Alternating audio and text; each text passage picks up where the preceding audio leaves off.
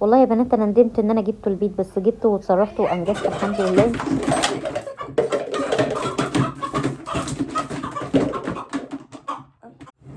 يا حيوان يا حيوان، انت مش فاهم. هتتربط.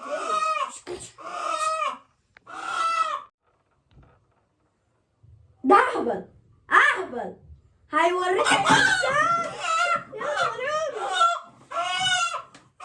احنا هنحط ونربطها. ولا اقول لك على حاجه، انا كنت عايزه اشوفه هنا.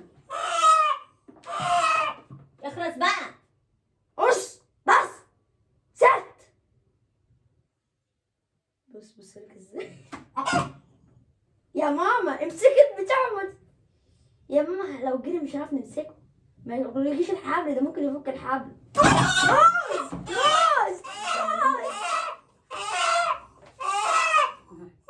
شغل الكاميرا.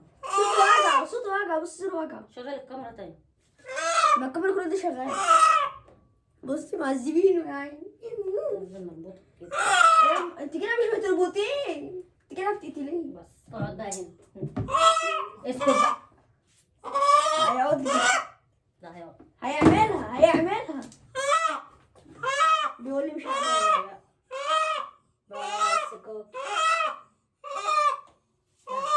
ايه يا ماما التعذيبه دي؟ يا ماما ده هسخنه ميه. هيموت يا ماما. مش هيموت. اوعى. هو بيحب ياخد دش بميه سخنه. هيعمل حمام.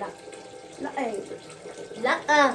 طبعا زي ما انتم شايفين هو قاعد اهو. طبعا الديك ده يعني شارياه، وقلت ان انا بقى اذبحه. انا كنت ممكن اذبحه عند بتاع الفراخ على فكره ونضفوا لهم كل حاجه، بس انا حبيت اصور معاكم بقى. انا بحب يعني نقعد نلعب معاه شويه كده انا ومحمد، وبعد كده نذبحه ونعمل جنبيه طبق ملوخيه. وبما اننا فقدنا البساطه في اكلنا، يعني كل حاجه لازم بهارات كتير، صوصات كتير، حاجات كتير لازم نعملها. فالنهارده الاكله عباره عن فلفل اسود وملح وحبهان وورق لورا في الشوربه بتاعته، بس مش هنحط اي بهارات.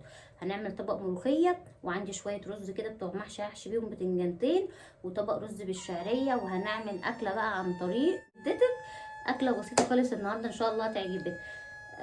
لايك حلو وكومنت حلو لاختك ما تنسيش. السكينه بعيد عليك. طب ماما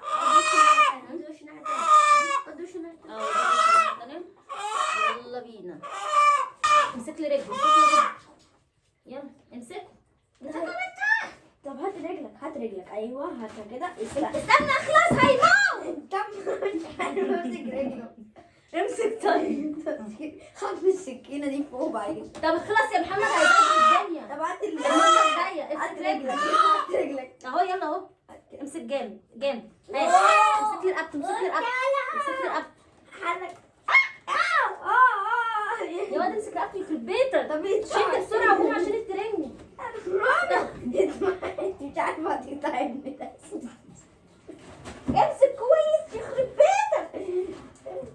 يخرب بيت امك.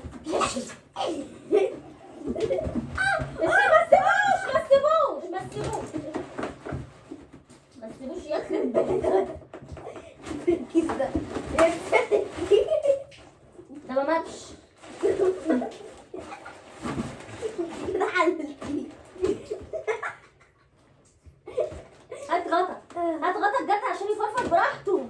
غطا مين؟ ده محتاج ترل تفضيه عشان اوعى. هو كده ما ماتش. مفيش فاخر بيفكر كده.